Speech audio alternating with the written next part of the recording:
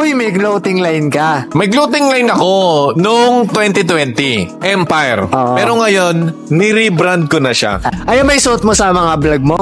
Di ko pa Hindi nakalabas, ayun? hindi nyo pa nakikita to. Anong kaibahan ng, Sobra. let's say, mga essentials, mga iba? Masasabi ko na lang, matatapatan ko yung fear of God. Pero yung presyo. Yung presyo niya, Oo.